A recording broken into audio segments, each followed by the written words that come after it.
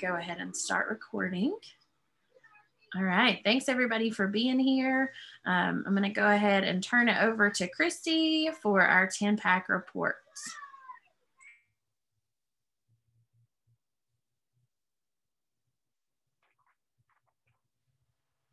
Hi, everybody. It's Monday, right? So I always call it Maniac Monday because you never know what you're going to get. So, but anyhow, so of course, our 10-pack meeting was last Tuesday and with the state. And so there is quite a bit that I need to talk about. So most of you may know, but some of you may not. But Stephanie Strutner, who used to be Anderson County's Anti-Drug Coalition Director, has now accepted the position for the Prevention Alliance of Tennessee. So she'll be ahead of the PAT now, which a lot of us work with during our Day on the Hill and different advocacy legislations that go through the state. So I am really looking forward to her being the director now. You know, as much as I do, that Stephanie is a go-getter. And so I am on the PAT board. And so we had a meeting as well last week. And so sooner or later, you will be probably getting some materials in regards to what PAT's implementation plans are and what we will be looking at in the next fiscal year as well as into 2023. Okay. Also, Dwayne Holman, he spoke about the Musicians for Smoke Free Nashville, which a lot of the organizations within Nashville, whether it be American Cancer Society, the Recording Academy, MusiCares, American Lung Association, there's like 15 different venues in Nashville now that have signed up for the smoke free. Of course, most of these are going to be your bars and your music venues. So that's really saying a lot about the way that Nashville is changing in regards to the smoking ordinances. Many organizations have signed up, so they will be helping with messaging and advocacy within Nashville and advocating for the cause with their legislators. Maybe I'm assuming that they want to get more venues, of course, on board and maybe enact some type of legislation directed toward Nashville, or not only Nashville, but within the whole state. I know a lot of you all are working on ordinances within your own counties. And so this is a plus. I mean, I know Sutherland County is working with three different governments, but one's already signed on for smoke-free playgrounds, right, Melanie? Alice, shake your head. Yeah. So anyhow, so they're planning on ways coalitions can get more involved with it as well. Anthony Jackson did an update. Of course, he's the director of the Tennessee Department of Mental Health Substance Abuse Services, and he was talking about, I'm sure most of you have seen your fiscal year 2022 grants already. Of course, those are for $67,147. And so those have gone out, of course. I actually had to send mine in today. So I don't know what your deadlines are, but mine was today. So if you have any questions on that grant, please contact your person that you work with the state. You know, you all know as much as I do right now with COVID, some of those lines are going to be different, right? I mean, especially for me being the representative for the region, our travel and stuff, I have no idea what's going to go on, right? I don't think most of us know what's going to go on. So I know a lot of you that have that particular grant, the block grant, that it's going to be, up and down a lot in regards to changing your budget line items and stuff like that. So, I always try to project the best, but, it's not always going to turn out right. Right. So anyway, also, he talked about the disaster grant, and that's going to 28 counties. There's 28 counties in the state that are eligible, and they'll be reaching out to those counties in the next week or two. I'm not for sure, specifically, Doug, you might want to clarify a little bit more on this, but I don't know what majority of those counties that money is going to go to. So I guess you will know sooner or later if your county will be getting any of that money. What is I know y'all know. Go ahead, Doug. I haven't heard anything yet, but when I do, I will let y'all know. What is it for? Thank you. Exactly. Doug, can you clarify what it's actually for, the disaster? I actually think it's more for, it's going to go towards the eastern counties, and I'm not sure if they have anything in mind or will just,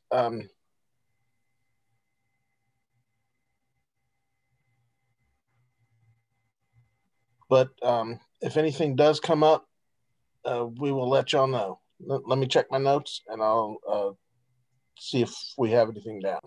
Okay, thank you. I'm assuming it may be,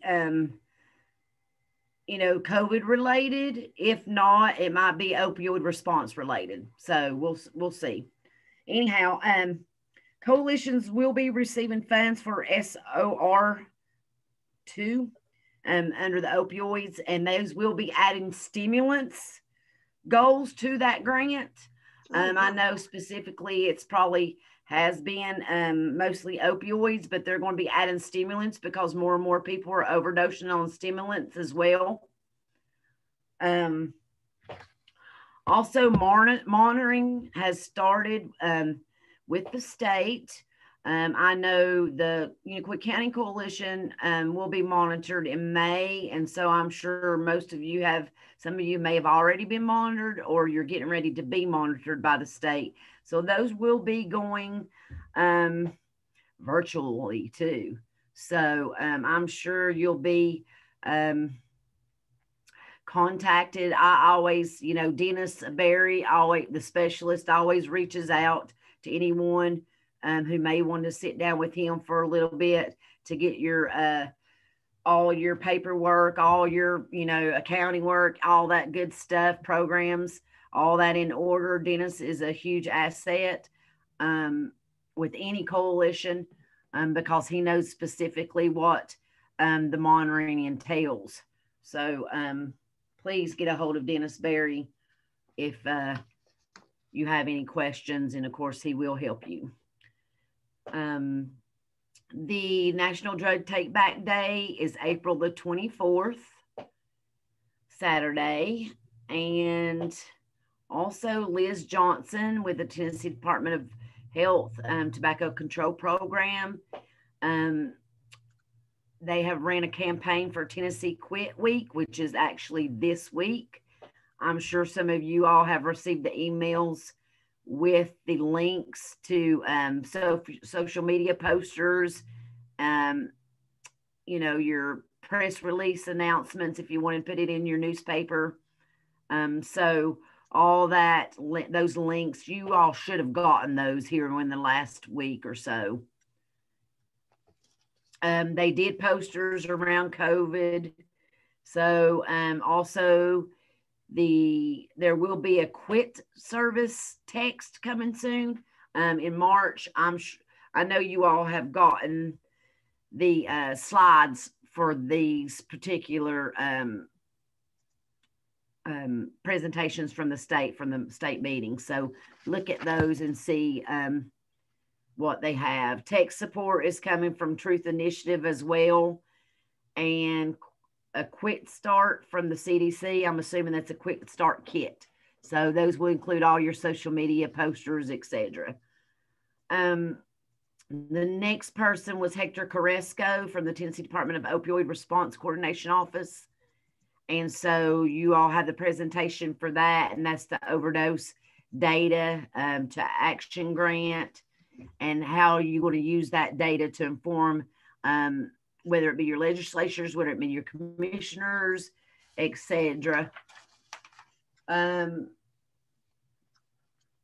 There is a substance use coordinator in each region, and approximately 30 counties are participating right now.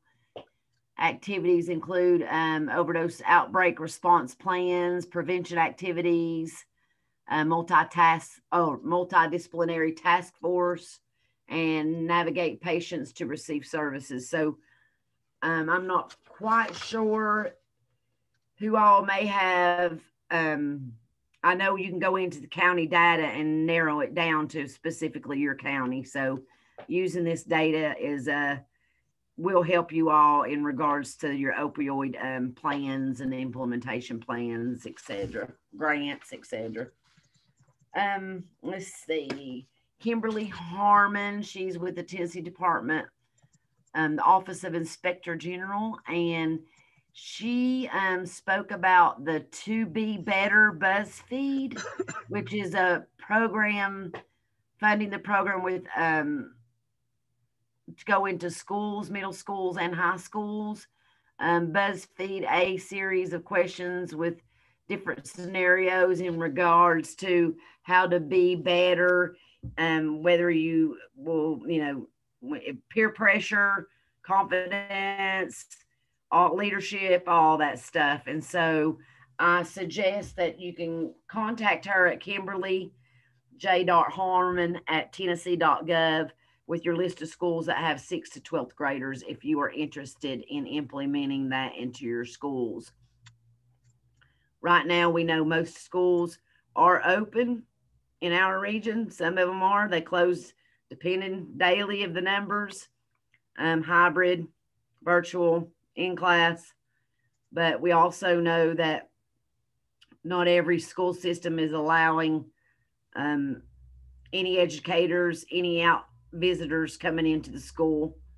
So it can be a little bit difficult, but the program is To Be Better BuzzFeed. So also, of course, we know about the Tennessee National Guard and the Drug Task Force with Scott Teal. Most of you all went to Carter County last fall to see the Stashed Away trailer. And so, excuse me, the trailer is up and running and they're ready for presentation. So I know that there's quite a lot of coalitions that are already on that list for the Stashed Away trailer to come toward their region or their county. And so just contact Scott Teal and he can put you down on a calendar. Also, they are offering classes virtually for new coalitions, any coalition that needs training in Coalitions 101. And let him know whenever you're having your coalition meeting, because Scott is more than willing to be there, be virtual, be there. They want to be and interact with everybody at their coalition meetings across the state. So he's a huge asset, I believe. Excuse me. Okay, so last but not least is that we had our regional updates and or even updates from different our partners within the state. And so I know a lot of people right now, we know as much it's challenging to get into the schools and actually implementing any type of activity with students. Even in some of the communities, I know Unicoi County just lifted their COVID mask requirements. So we'll look and see what happens there, I just say I'm still wearing my mask no matter what. So, but every county is going to be different, and so I know that in our region, or Johnson County has been having police. Oh shoot, what's the word? I cannot believe roadblocks. They've been helping the police department up there with their roadblocks. I know they've had those. I know Sutherland County, Melanie, you all have worked with the smoke-free playground ordinance, stuff like that. And I know Washington County has been having more organizations in regards to distributing lock boxes, which is great because they seem to dole out more Washington County doles out a lot of lock boxes, everybody. And it amazes me how many have reached into the community for the last 5 years or longer. So partner updates included the Casey Matthews, and of course you all know Chad Johnson. The PIP conference is going to be coming up in March. Registration opens in March, excuse me. It'll be in May, virtual. So look for those emails. The Tennessee Certification Board, of course, they will be co-hosting the PIP conference, and you will receive your CPS hours for that conference if you choose to attend. And there's no real changes to the certification process. I do know that if you have any questions, to call Chad or send Chad Johnson an email. I do know that they're offering, we all as coalition members and staff, we have to get ethics training, right? And so they are offering it through the Tennessee Certification Board. So I found an email here not too long ago with it. And so you can do it virtually and at your own pace too. So I will try to send that link out. I'll send that link to Jillian, okay? Kathy Glappa, of course, with the Tennessee Department of Environment and Conservation, there are no more, they do not have any more prescription permanent boxes for any department, police department, or anyone like that for the state. They have actually doled out all of them. So she said that collections have been low this year at 60,000 pounds as compared to last year at 80,000 in regards to opioids and any type of narcotic or coming in. She does have quarterly numbers for each county. So if you need to get a hold of her to get your totals, you can email her at kathy.glappa. or at t.gov. And Tennessee Department of Health, Kate Durst, the information analytics, she was talking about they were updating the dashboard for the RX, opioid, benzo, buprenorphine, all that data that you can go on there to look at for each county in your region. And Department of Agriculture said, Heidi Martinez said that if you are looking, that they're getting ready to start visiting counties twice a year now for the retailer violation, tobacco retailer violators. I know that I've been getting the reports of, we get those reports of how many violators or tobacco outlets, etc., have violated selling tobacco to underage. So we get those reports. And then we also get those reports, which I find I'm glad that I get these reports, is the number of people from each county who has entered the quit line, the Tennessee quit line program. So those numbers are always good to use with your grants as well. And then last but not least is Lacey Hardigan. If your county, your schools are ready and willing to participating in the survey, please contact her when you can. I know that they were going to do them even till like May, because with COVID and everything, things, everything's changed. And so I know Unicoi County, we did ours back in the fall. And so if any county has completed their surveys, their student surveys, then those should be coming soon. The data, the booklets, the virtual booklet, and then the hard copies should be coming to your county within, I would say, the next month to 2 months. So, and that is all of the updates. There was a lot, but I know some of you were on the.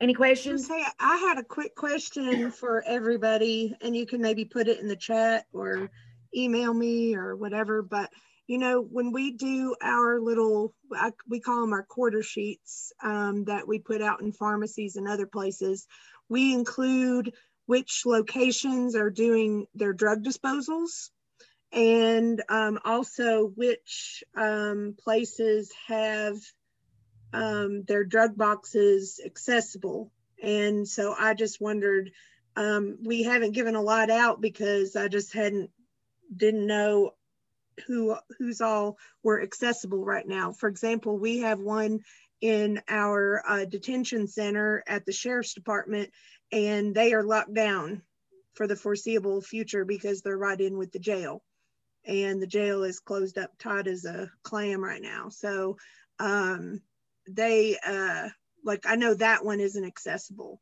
and of course I've added notes whenever we send that kind of education out to say, call before you haul. But like even like Johnson City Police Department, they resumed their drug disposal in the fall, but not everybody did. So so we just need to, I just wondered if you all would let me know which of your departments are doing it, because we like to include it on the regional thing, because we have a lot of our pharmacies here serve the entire people from all over the region, because this is where a lot of doctors are, and this is where a lot of people come for services. So if you all would just let me know if any of your locations have changed, or if they're not participating this spring, so I can update our stuff. All right. Thanks, Jen. Are you talking about, let me ask you questions, Jen. Are you talking about which departments are actually participating in the National Drug Take Back? Yeah, correct? So there's two things there. One is who's actually going to participate in the take back, and two, which locations are actually open that have the drug boxes. Okay. Like I know that we have one, I've even tried to squeeze in some of the pharmacies or local locations, and I know there is one at the pharmacy that is actually at the med center, but they keep kind of going back and forth of how accessible it is to get into the hospital there.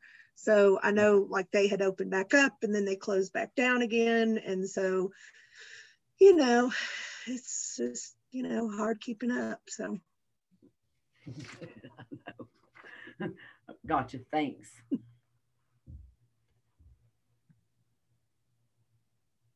Okay. I guess the next thing we need to do probably is the updates of each. Is that correct? Is that what was on the agenda? Miss Jillian, is the updates for each of our coalitions. Yes, ma'am. So whoever wants to update first can go ahead.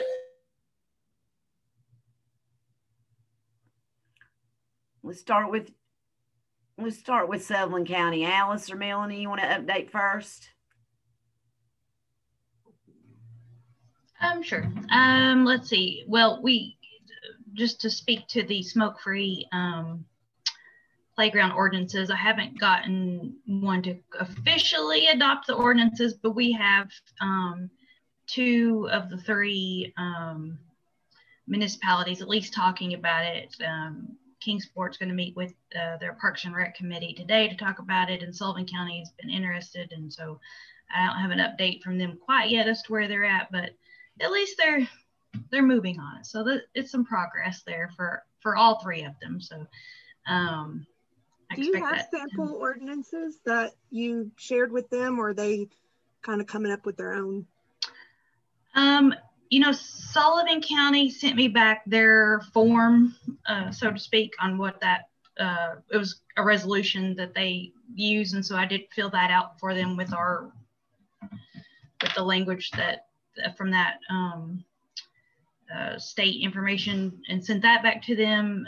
The other two, I know Bristol City, their attorney had kind of worked on it when she heard about the law being passed, so they may have theirs already done, and I'm not sure about Kingsport, but if they send me something, I can pass it along.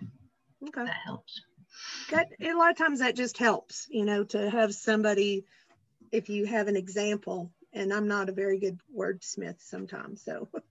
Understand. And I do have a kind of a letter that Daniela and our nicotine work group kind of worked on as far as sending it out to the commissioners and stuff too. So, but let's see, what else?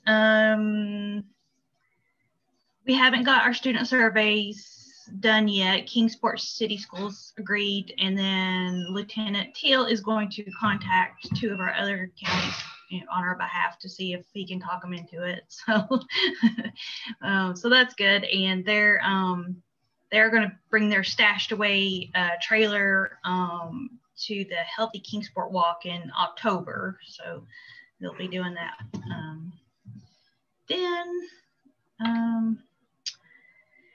Okay, what else? Those are just things that were off top that reminded me as Christy was talking.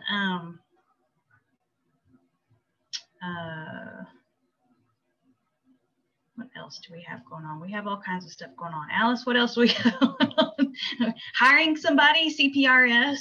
You know anybody? Trying to hire for 2 grants, and we're to work between 2 grants.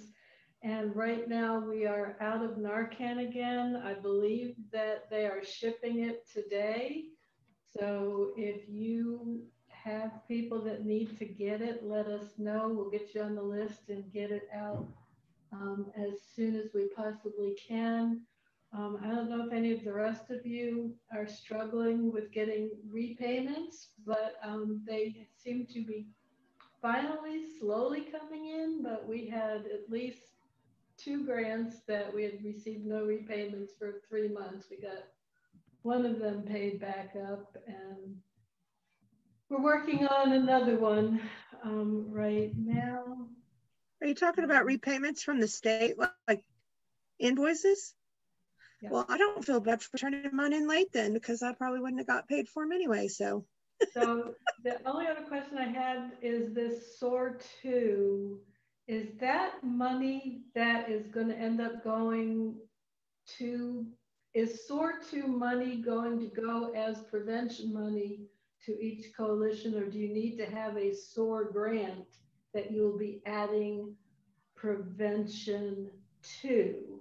And I realize that people may not, you guys may not have the answer to that, but I'm very confused about that piece of information, because the whole SOAR process has been extremely confusing. We now have like 4 different invoices that we have to turn in for that one grant. So I don't, yeah, there's a whole lot of information that is kind of lacking there.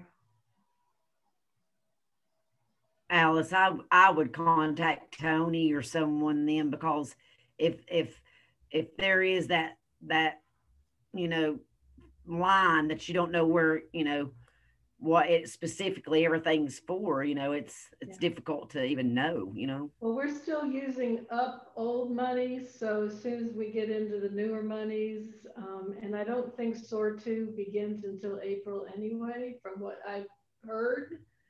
But it just, when they say they're adding a prevention piece to what has been kind of our harm reduction grant, it's just like, we probably need to think about how to get ready for that, whether we need to staff for that. I mean, it does come with other implications and concerns.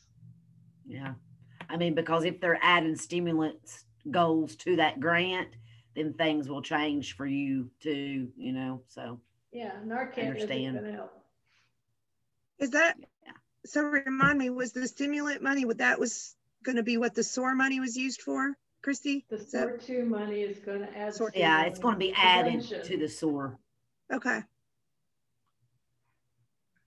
Alice, if you want to shoot me those questions, I can see if I can get them to the right people. Oh, that'd be great. Yeah, I'd be happy to. Thank you. Jill, do you want to go next? Sure, I can. Well, COVID has really done us in, well, not really done us in, but it's making it really hard to get into the schools. We have actually tried to go other routes. We've gone to other locations other than just schools. We've did a summer program at one of the daycares here, where they did have older students, and we did some other community things. We're just trying to get real creative with how we reach kids now, because it's so limited. I still haven't gone into my schools in person. We've been doing a lot of virtual, Google Classroom and stuff like that, and Zoom, and it's just I miss seeing the kids one-on-one. So I said I'm gonna forget how to do my job and actually be around kids. But we're trying to be creative and be able to still reach some kids. So that's what we're doing. Okay, thanks, Jill. Is anybody on here with Johnson County? I don't see anybody, do you? Trish sent me an email and said she had a meeting that was running over or something, and so to make sure and record it for her. Okay, all right. Well, let's see, Washington County, Jen, you want to go next, and then Jillian can go after her. Well, I'm gonna let Daniela go first and see if she has anything, and then I'll follow up with anything on my end. All right. Not a whole lot right now as far as program things. I do have some news though. I am leaving Inside Alliance. This week's my last week. I've been essentially just trying to tie up any loose ends and things like that, just trying to get like a document ready for the new person, just so they'll know what to do and things like that. But that's mainly what I've been focused on. So. Well, I hate to see you go, but I know you're in a different part of, you're in Morristown or somewhere, yeah. So it's we'll miss you, gal. I enjoyed working with you. So yeah, if anybody knows of anybody who might be interested, we have about 7 applications. So if you know of anybody, have them get a application in the next couple of days. It's interesting, the range of people, because I have a guy that is like in his late 60s, which I didn't notice. Kudos to Joan, who actually noticed what year he graduated from high school. But he said, I used to be a supervisor at the nuclear plant. He's from Unicoi County. He's like, I used to be a supervisor at the Unicoi plant. If I can do that, I think I can supervise anything. And I was like, wow, okay. So I just thought it was interesting, the range. And for some reason, I got a lot of people who have backgrounds in forensic psychology. And so it just made me wonder if that was like some major that they pushed for a while and said, hey, everybody get this degree. And now everybody's finding like, oh, I got this great degree in forensic psychology, but I can't find a job with doing anything with it. So it's just interesting to see the applications that come in for stuff. So we're just kind of working on, some of you know, some of you don't know, but I was like sort of off the grid a lot in January, working from home, but because I had COVID. My mom and I both had COVID, but we both survived. I still have froggy throat from it. I don't know what that's all about, but you know, I still have that. But also the good news is that because of the work Jason does, and because of our other grant with the criminal justice system, we all were able to get the vaccine. So we, most of us, several of us opted in for that, and we all have those who chose to get it got their 2 shots. So, anyways, but hey, Roger, I don't know if you guys are both there, but if you wanted to turn on your camera and introduce yourselves to the group, we have a criminal justice peer recovery grant that is going to be working on with folks who are incarcerated in the Washington County Jail, which we've not been able to do really because, like I said, the jail is shut down. I even talked to a public defender back about a month or so ago, and he said that he can't even get into the jail. You know, it's been a challenge, but also creating paperwork that we've never had to do, like release forms and other stuff, just things that we've not ever had to be a part of anything that we've done before. So it was a learning curve. We've been really appreciated to Sullivan County because we've talked with your folks a number of times just to get insight and information. So we appreciate y'all for that. So Ben, Roger, you guys want to introduce yourselves? Yeah, I'm Roger Powell. Jen said, with Inside Alliance for the Criminal Justice Peer Recovery Project. And up to this point, it's been a large focus on our infrastructure and paperwork, and then coming up with that, and then how that's going to look in the implementing process, while also trying to navigate what institutions, agencies, and other community partners we can have. So it's a lot of different moving parts trying to come together at the same time, which is not necessarily like where I excel at in my background. I don't speak for Ben, his either, but we're trying to make it work best we can. We got some good leads, and yeah, it's just slow motion right now. I'm sure as everybody else is experiencing, but hopefully pretty soon we'll be able to start unrolling, you know, what we have, and then being able to actually put that into practice. So I'll be doing the community side, which is, well, in the inception of it was the piece of the project that would capture the people coming out of the institutions and connecting them with resources in the community, while also partnering with other agencies in the community and finding out how a lot of these institutions work where it comes to releasing individuals or what type of protocols they have. And so it's extensive, but it's just starting, and we're just trying to figure it out as we go. So that's what I'm doing. Yeah, I'm Ben McCurry.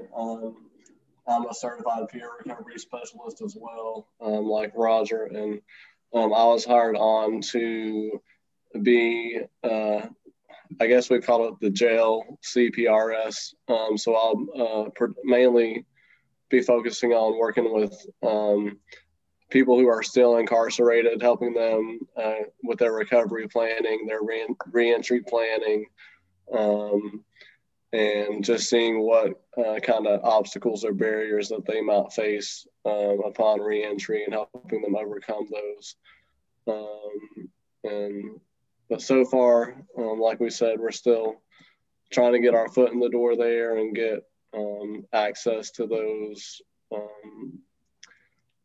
individuals.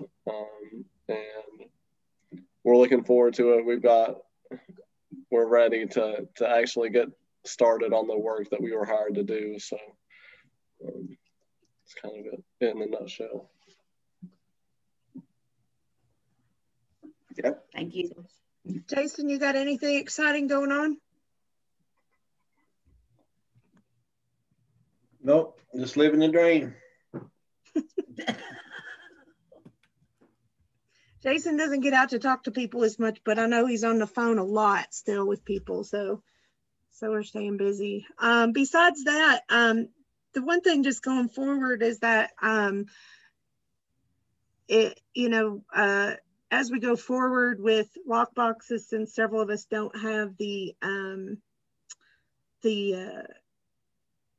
other grant, the prescription drug grant any longer, that just be, as you guys order and need to order, if we could just kind of stay in touch with each other about that, because I know, like, when I was doing the budget for next year, that we won't be able to, probably order a whole 500 like we used to, unless they ever come back down on the price on that. So just keep us in mind as you guys are doing ordering down the road, because we may, so that we can kind of do that together and figure out a way to get the lowest price for it. All right, is that it, Jen? Yeah, that's all I can think of right now. Okay. Joan, can you think of anything else? Because Joan always remembers the stuff I miss. Joan disappeared. Oh, Joan had to leave. She had to leave at 2:30. All right. Yep, that's it. Thank you. Jillian, do you want to do your updates? Yep, I can. Our biggest, I guess, success or focus during the last year has been our youth coalition, and just continued success with them. And so I wanted to share a little bit about what Christy and Melanie and I have been doing.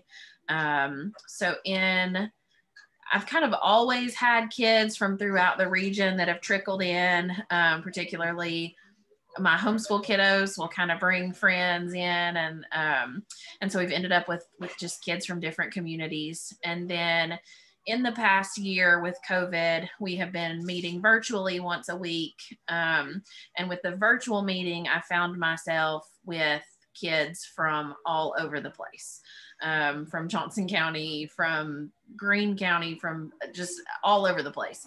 Unicoi and Bristol, Virginia, even just like everywhere. And so I reached out to a couple folks and said, hey, what do y'all think about a regional youth coalition? And so Melanie and Christy, and then I don't know if y'all know or not, but we were able to hire Denise Woods from Action Coalition for mostly data reporting with our DFC grant. But she is now working in Johnson County schools and has some awesome connections there. And so we got together and talked a little bit about what that might look like, and have been able to do, I don't know, how many meetings now, Melanie? I guess we started the beginning of February. So we're on like our third week so far, 3 or 4, of this regional youth coalition. And it has been really cool. So Melanie and Christy and Denise and other folks have been able to bring in skills that I don't have. And we've been able to have kids really from all over the place kind of come together and do this work. And so if y'all are interested in being a part of that, we would love to have you. I have tons and tons of Washington County kids. So whenever Mila's new person gets started. For now, include me in on it until we get somebody hired. Okay. So it's been really, really awesome. And I think in time, I asked Michelle McNabb to meet with us too, and kind of looking at incorporating the health departments and those kinds of things. And so they're also very on board and have been willing to step in, and actually have been working with some youth to create an orientation, a virtual orientation video, so that whoever wants to come on, if you have kids in your communities that are interested, we'll have this orientation video that'll kind of give them basic skills and basic knowledge and kind of what is advocacy, and just very basic things, and be able to have them kind of on the same page as everyone else and ready to jump in. it has been amazing to have support from the people that are supporting us already. The Youth Coalition is like my full-time job. They are so awesome and so engaged and have so many great ideas, but they have continued to meet weekly throughout the pandemic, and so have not slowed down at all, and are just really, really killing it. And so they've done things. I think Ashley's on here too. Ashley's my board chair, if y'all don't know Ashley. And she has been really, really helpful too at, we've been doing a lot of pickup activities. So the back parking lot of the library is like our new home. And every Wednesday we do activities, and they just drive through, pick up their bag, and then go on their merry way and come back next Wednesday for more. So we've been doing lots and lots of that. Ashley has provided us lots of awesome books and resources and activities and all kinds of things to go with that. And then the Youth Coalition has continued to be involved with that too. So like for Martin Luther King Day of Service, they did their bags that week were service projects. And so Denise did a Zoom and taught them how to make fidget blankets and just some really, really cool things for them to kind of keep them engaged and keep them engaged with us in a time where it's kind of tricky. The one other thing that I wanted to share is that we are moving offices. I'm super excited. If y'all know where the Red Legacy building was in Elizabethton in South Hills, we're going to be moving into that space. And so it's like triple the space that we have now. We're really excited. I'll have a big old office. Dolly will have an office. Shannon will have a huge space for mentoring. We have a kitchen. I'm like way more excited about that than is normal, I feel like, but whatever. We're just super excited about it, and also excited to be really smack dab in the middle of a low-income housing community. So we're excited about after-school programming. We're excited about Narcan availability, just lots and lots of cool things there. And so we're technically, the building was leased by United Way, and they are actually going to lease our space downtown. So United Way will have a financial opportunity center downtown, and we will move into their building. So we're super excited about that. Yeah, we're just trucking right along and trying to reach kiddos where we can. But if anybody wants to be involved with youth stuff, please let me know. They are, even if you have activities or things that they could come and do for you, or like, I know Kick Butts Day is coming up, or whatever it's called now, is coming up. And so if there are like things like that you're working on, if you want some youth to come do stuff, like, please let me know. We've worked really hard with our DFC grant to create evaluation strategies for them. And so we've really narrowed down kind of who's good at what and who's interested in what, and have like different groups, different kind of teams that are focused on different things. So please let me know if you have youth that would like to be involved, or if there are ways that we can support you with youth. So yeah, I think that's Jillian, I'm really glad that you described further the pickup, because your youth group doing pickups in the back parking lot had me a little worried there for a second. You just never know what we're doing. Never. I'm going to get Shelly. Hi, could you come on and let us know what's going on at the Day Reporting Center, if you don't mind?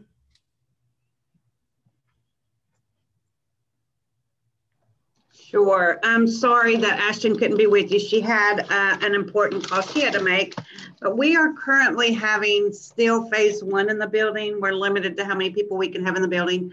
No outside guests coming in. They can join us virtually, but that's cut down a lot on our special speakers and guests that are real important for our program. We hope to have phase 2 join us soon. It would take several weeks in a row of downward trends with COVID. I think all of our staff that want to has also had the vaccine. We're working on our participants, but they don't seem to be very open with getting it. So I don't know how far that's going to go. We're looking for community service for individuals to show up to do. So if anybody needs some community service, get in touch with me, susan.hyatt@tn.gov, or Ashton, and we can send individuals to help out. And it helps them as well. There's 2 or 3 times that they have to, it's mandatory that they do community service. So you can help them out a lot as well. I just remembered community service made me think, because you guys have always been awesome about helping with our lockbox processing. Just the blessing, huge blessing. And also helped with many years ago when we moved our offices. They moved our entire office and all our stuff in like an hour and a half. So it was amazing. But that reminded me, thinking of that, is that one other thing I had to add was that while it didn't directly benefit us, I guess, and not financially anyways, but it helps in our mission of getting the word out. ETSU got a maternal health grant, and as part of that, they purchased lock boxes. They're purchasing lock boxes, and basically they're going to kind of do their distribution among their programs the same way that we do ours. And so we're kind of advising them on how to do that.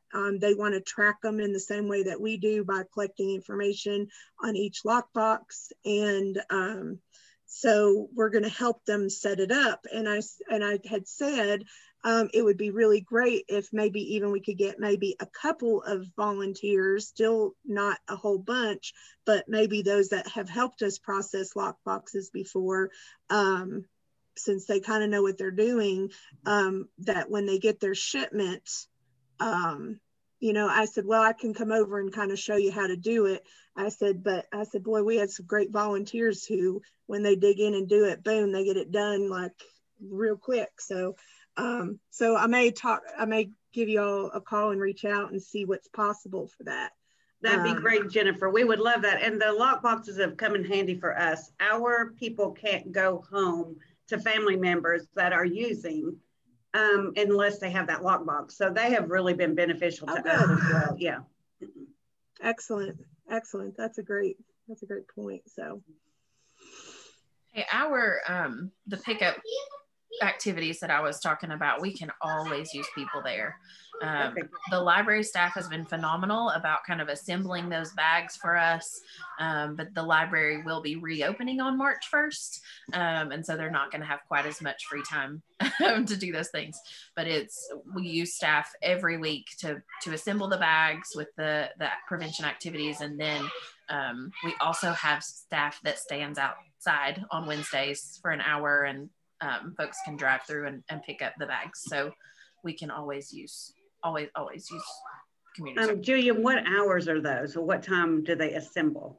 I don't know if Ashley is on or not, but I think it could be pretty flexible. So the library is just reopening for like browsing appointments right now, and so we use their big meeting room space for assembly. So honestly, I mean, somebody could come in and spend several hours putting them together for the next few weeks or whatever. Okay, great.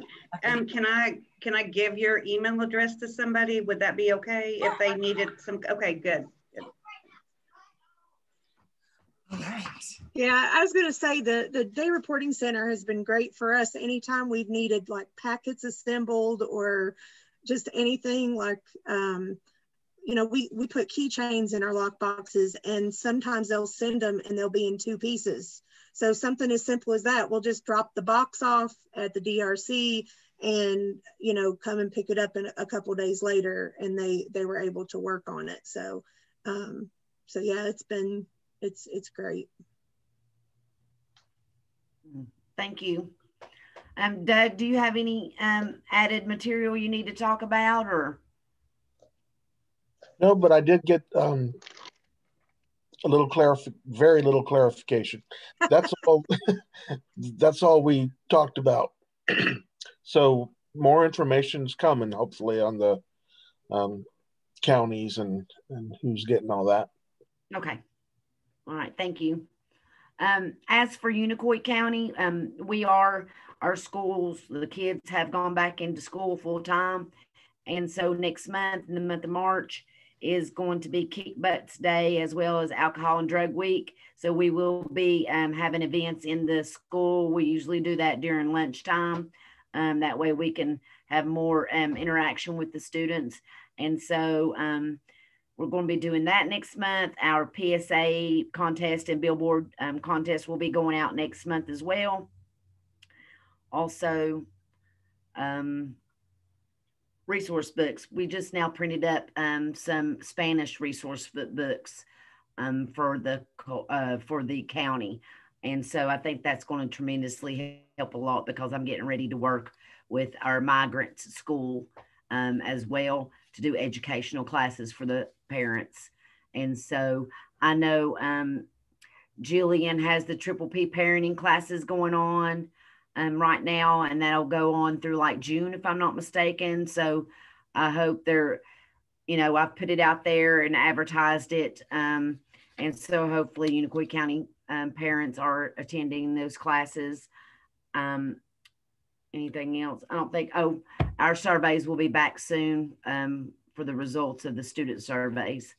Other than that, it's, you know, small town Unicoi County, all kinds of stuff goes on. We just had a jail escapee the other day. So you just never know what you're going to get over here. So anyhow. All right. So if there's not anything else from anyone, I'll give it back to Jillian. I know we have to talk about Miss Daniela's position for the, I guess I should say as a regional, because Daniela takes care of the Northeast Tennessee Coalition's website. So, yeah, so I'll direct it back to Jillian, okay? All right. Can we just not talk about this? Like, can we just pretend like it's not happening, or is that Daniela, will you share exactly what you do? So we are gonna need to replace Daniela as part of our NEPAC leadership team. Christy usually goes to or watches right now the 10-pack meetings, and then I kind of have done the scheduling of our trainings in the past, and then our meeting minutes and those kinds of things. And then Daniela, will you share kind of what you have been doing in the past, like what that position kind of looks like? Yeah. So I've just been managing the website, and I just try to keep it updated where our next meeting will be and the information about it. And I also try to keep the information about each coalition updated as well. Realistically, it's not too crazy. Just it's easy to do, and whoever does it, I can just transfer the website to you so you can edit it and stuff. So.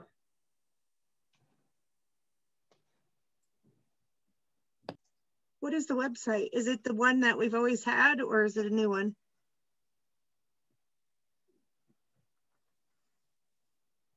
Hold on, I'll put it in the chat. I think it's been around a long time. Okay. Yeah, so I just put it in there for you. Is it the one that's off of our Google Sites, Daniela? Yeah. Yes. Oh, okay. All right. Well, I can take that back. Daniela, you can just fill me in on what all you've been doing with it, since it's that might be easy for now. So all right. Ian. Is it still classic sites, or has it been updated to new sites? I have no idea, because I can't honestly say I've looked at it in recent times.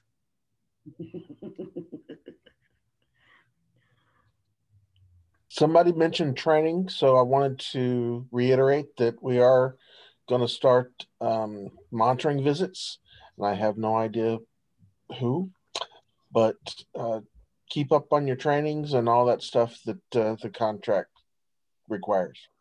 Yeah. Well, and I'm going to discuss that too as well, because the Tennessee Prevention website has been down, and you know, and so if you're going to, you know, we're required to do so many trainings, right, per contract. And so if we can't, you can't get to that Tennessee prevention online right now. And so there's going to have to be some type of leeway. I mean, seriously, of what we can do, right? Right, Doug? I mean, because I know that there's several different trainings that we can go to. There's one coming up online with through the PTTC website, and I know that those should be comparable to what trainings we may receive through the Tennessee Prevention website.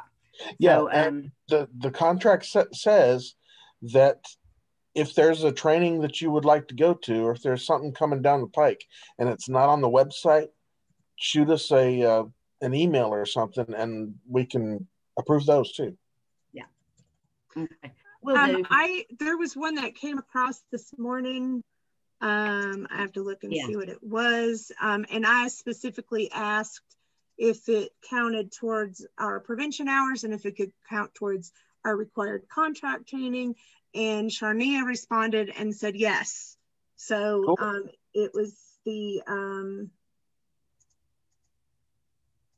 I have to look and see what it was. It's through the PTPC. Oh yeah, this Southeastern Regional Training Center. And Tatis shoots out emails every Tuesday that may apply. Just remember, in the past, we had, if it's not from a specified place, we each individually have to get permission, even if someone has been approved, or it won't count. Well, I think what she said was that it was universally approved since they sent it out. Okay, well, then they should send that information out. Yeah.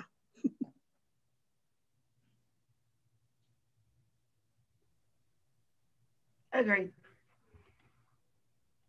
Okay. Hey, Doug, could you request that when they send stuff out to kind of let us know that this is approved for whatever, without us each individually having to do that? I'll bring that up. That'd be awesome. Thanks.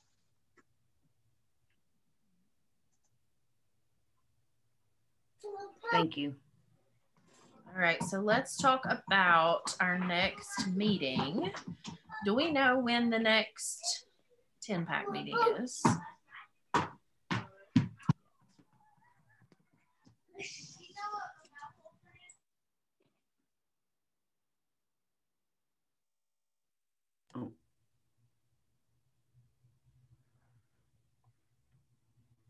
Doug, do you know when the next 10-pack meeting is?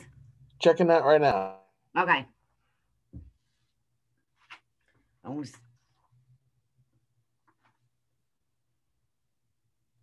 Looks like May 11th. Okay. May 11th. So. Yes.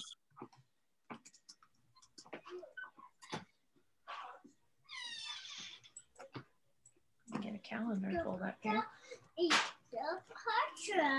That's on a Tuesday. Okay. All right, so I'm gonna throw a poll in here with some dates. Are y'all okay to look at this now, or would you rather me send a doodle poll and you look at it later? I'd send the doodle poll. I mean, just okay. I mean, I would think so. Okay, I will do it. All right, so I will send a doodle poll. Do we have, so the one after that will be, we don't know anything about it yet. I'm assuming if we will be back in person for that one, or.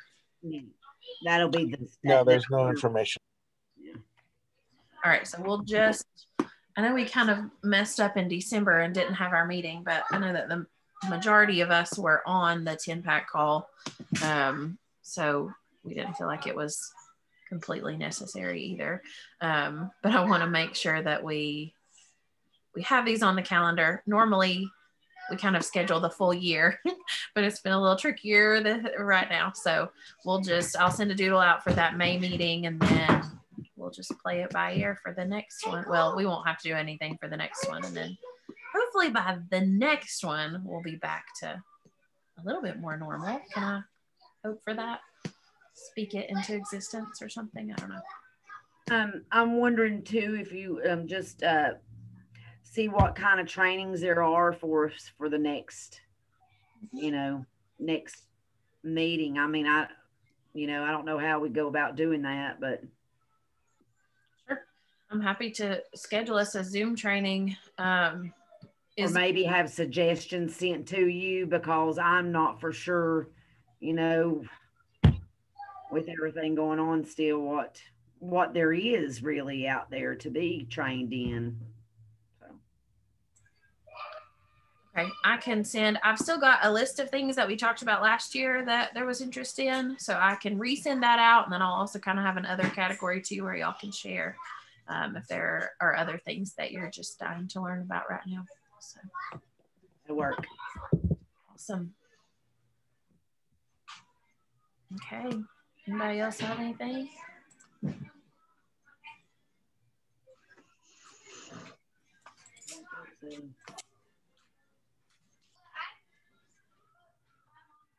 All right, Christy, we good to go? Yeah, we're good to go. So I hereby adjourn the meeting. Anybody want to second that motion? I'll make you a motion. Okay. All right. Happy Monday, y'all. Happy Monday. Everybody have a great week. Bye. Bye.